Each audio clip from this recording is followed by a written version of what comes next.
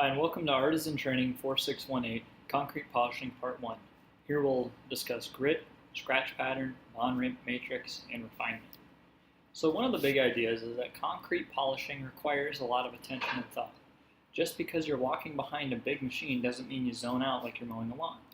So here we're going to start off with grit, bond matrix, scratch pattern, how progressively finer abrasives work in chasing out scratches. Again, just because you're walking behind a machine means you have to think about these things.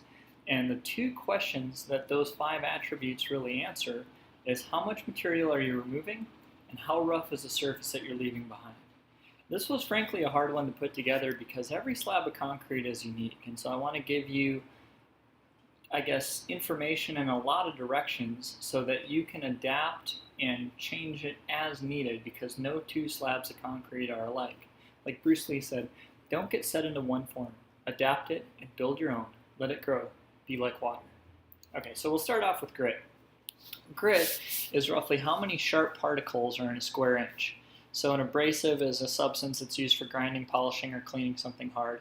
And you can see there on like a piece of 40 grit sandpaper, there'll be 40 grains of sand roughly in any given square inch. So then low grit is going to mean that more material is going to be removed quickly, and it's probably going to leave rougher scratches or deeper scratches to fill. High grit, on the other hand, indicates that less material will be removed as you use it, and the scratches will be shallow or even invisible. Progressively finer scratches make it shiny. We start off explaining this with sandpaper because you can see the grit on it just as clear as could be. But the tooling we use is a little different in that the abrasive medium are held within a bonding that wears away or erodes away, exposing new diamonds. Sandpaper, on the other hand, just wears out. So this set of single post metal bond Lavina tools in this picture here, that's going to get sharper as you're using it. The metal wears away and exposes new diamonds. And this gets a little tricky, especially if you're grinding dry, because the metal comes in different hardnesses. If you have really hard concrete, you actually need soft metal holding the diamonds so that it is exposing more diamonds to cut into that hard concrete. Otherwise, the metal will melt over the diamonds and the tooling won't really cut. The flip side of that is on soft concrete, you're going to get a lot of sand in the slurry or just in the dust that's around there, so it's going to tear up the tools, and it's going to require hard metal. Otherwise, you're going to wear out the tooling really fast. Now, this is not a super big deal for us because we grind wet for safety, and we sell a lot of Class A aggregate exposure. We'll get into the specs in another module. But we don't grind aggregate a lot of the time because we position ourselves in the market to do the best thing for the customer. And a lot of times that's not necessarily grinding the rocks. Water that we use keeps the metal from getting too hot and melting over. But this is still a really good thing to know as far as how to drop down and do a softer bond for hard concrete and just to understand abrasion. That's really what we're after here. So again, the harder bond matrices will hold the diamonds rigidly and remove concrete faster. The diamonds will cut into the concrete rather than just wear them down. Softer bond matrices will flex a little bit from the concrete and leave a more consistent scratch pattern. So metal bond, the steel on the left there, it's harder than copper, and copper is harder than resin. As we get into kind of the little animations we made, you'll see that the resin bonds will take the peaks off a little bit more, whereas the metals will cut valleys into it. And that's why copper 50s, for instance, are a bad choice to prepare concrete for thin coatings, even though they remove a lot of material. In that case, you need a metal bond to cut into the concrete irregularly. Another thing I could think of that might kind of drive this home is razors. Bond matrix affects how those diamonds are cutting into there, meaning that metals are going to hold the diamond rigidly and cut in, whereas resins are going to flex like a shaving razor and just take the top off more than cut. So everything's got its place, right? Some floors need the equivalent of plastic surgery before they need a shave. So metal bond and low grit resin bond will both cut the floor, but a metal bond's going to change the shape of it, and a resin bond is going to make it smoother. So one is like a scalpel and the other is like a shaving razor. So I'm trying to really convey what scratch pattern looks like, and I need you to then to imagine a perfect slab of concrete. Now if you zoom in on a microscopic level, you'll see that anything less than a perfect mirror really looks rough when you zoom in on it. And the rougher it is, the less shiny it is. That's why a really great concrete finisher can make concrete shiny just with power troweling, just with troweling it really, really tight. And it's only those slabs that are troweled tightly that can be polished without honing. That means starting at step 2. We find in the hill country with good craftsmanship, that's about 30% of the time. So again, zooming in, polishing is the process of making cuts in the concrete until the cuts are so small that they're arguably not there at all.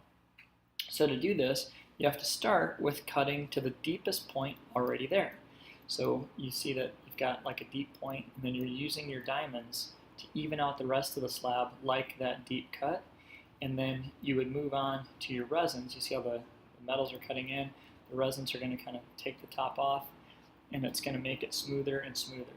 If the concrete was already very smooth, then you could just do the resins. But as it is, that gets you to polished. All right, so again, here in real life, concrete is nowhere near perfectly flat, and so we're going to kind of show if you're flattening the floor to get a really great polish.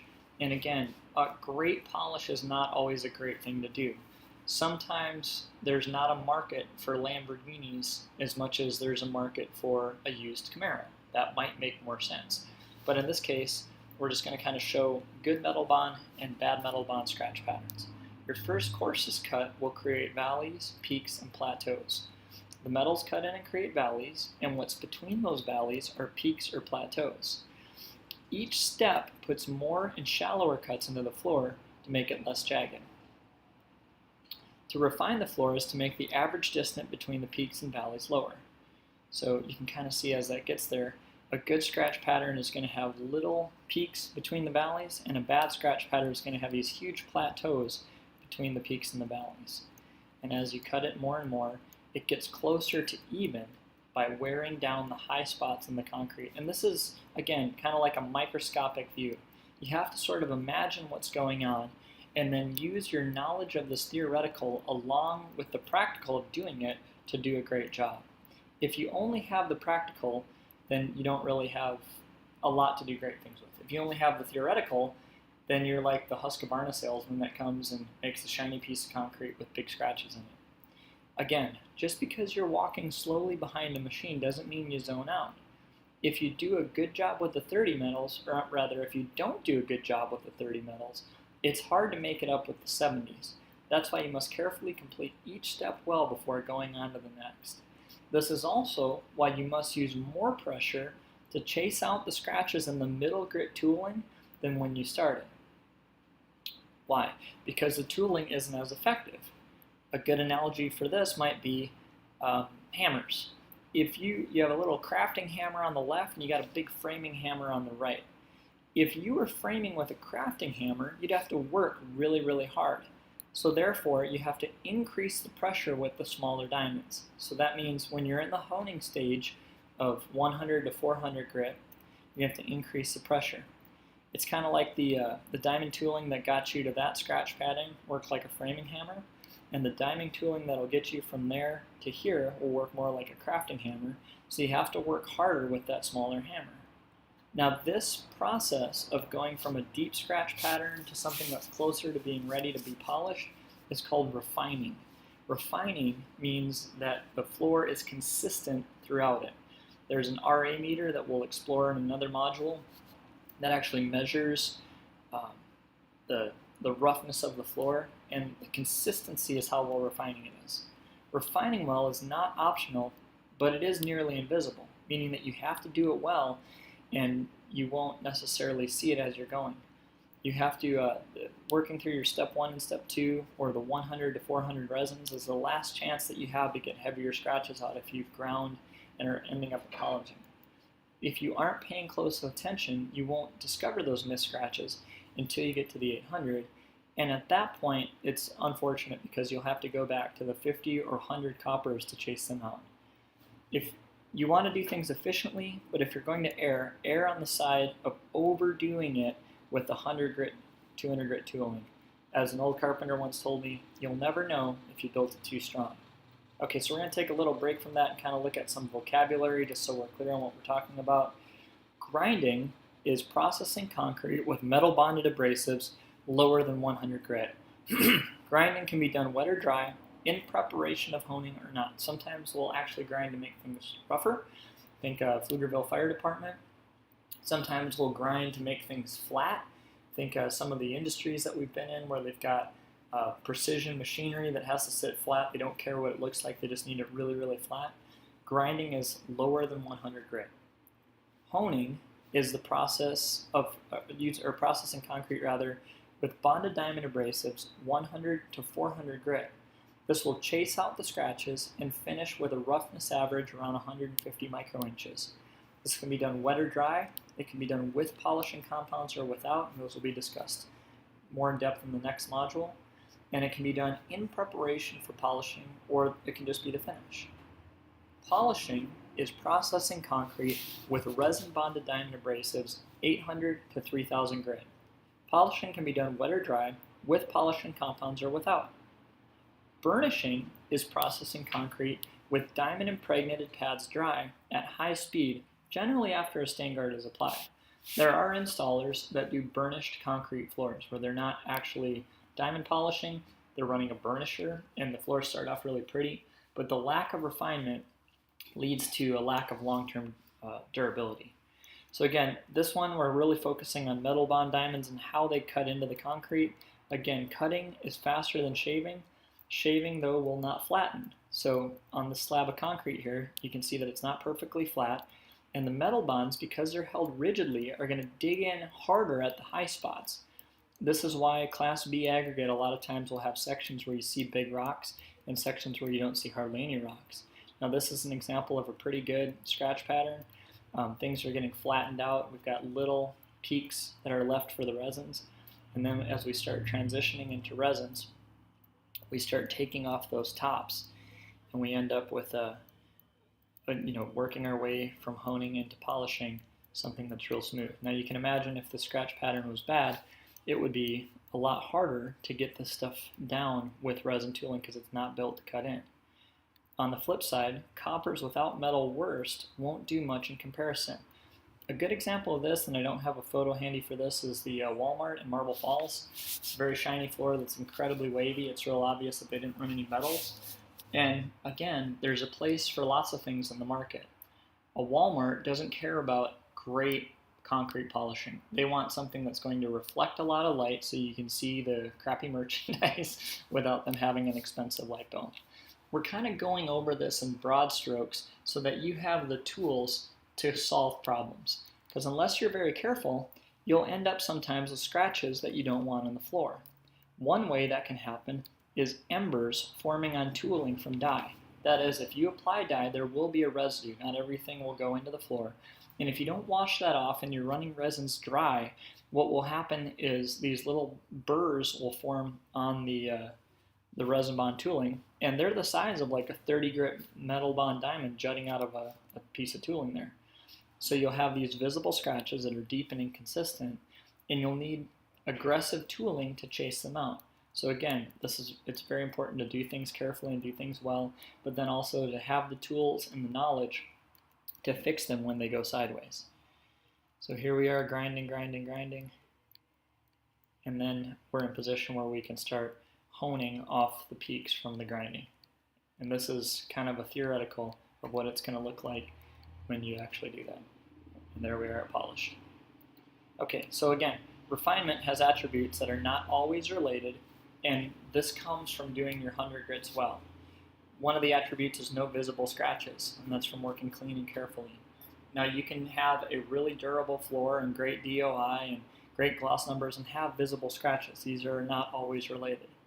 Another attribute would be great DOI, that's distinction of image. That means the thing's very flat and it works well like a mirror, and a long-lasting polish.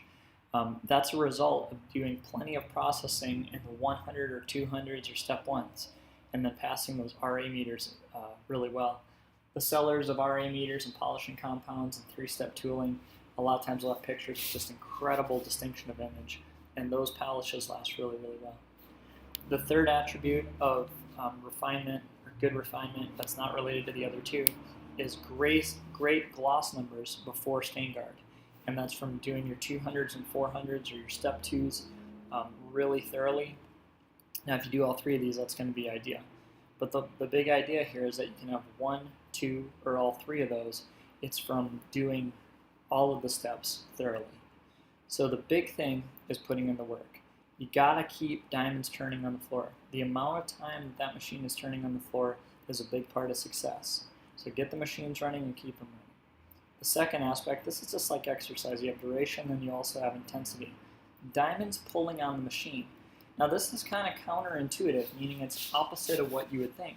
You have to listen and adjust. Slower is sometimes faster than fast. If you go, sometimes faster is faster, but if you just run the machine at full speed, sometimes you'll have like a hydroplaning. The diamonds will be skipping on the concrete rather than cutting into the concrete. So you have to listen and pay attention and know what you're doing. And then the third thing that puts in the work is diamonds cutting everywhere, being consistent. So you have to adjust your approach as needed. If you get a hard spot of the concrete, you might have to do something differently than the rest of it. Or if you have a soft spot, you might have to do something differently than the rest of it. Again, this is step one. We're going to have a series of these modules. Polishing concrete is a craft. I don't know if it's a form of high art, but it's definitely a craft, meaning there's lots of little things to do right. Quick little story. There's a photorealist painter in Marble Falls named Rod Penner, who I have a ton of respect for. Photorealist painting means that they paint pictures that look like photographs. And he said once, he's like, "Oh, Corey, I really like your art that you put on Facebook." I laughed. I'm like, "Rod, I'm more like a janitor. You're an artist, but thank you." And he says, "No, what do you mean?" And I said, "Well, I spend my whole time cleaning, really." And he goes, "Well, what do you think I do?" And I said, "You paint pictures that look like photographs." And he says, "Yeah, well, 80% of my time is spent cleaning brushes." The point is craft work is one of the highest things you can do as a human being. All right, I'll get out my soapbox. That's the end of Artisan Training 4618. Please work through the worksheet with the training coordinator, ask questions. This is step one of at least 3 or 4 modules, so thank you for your time.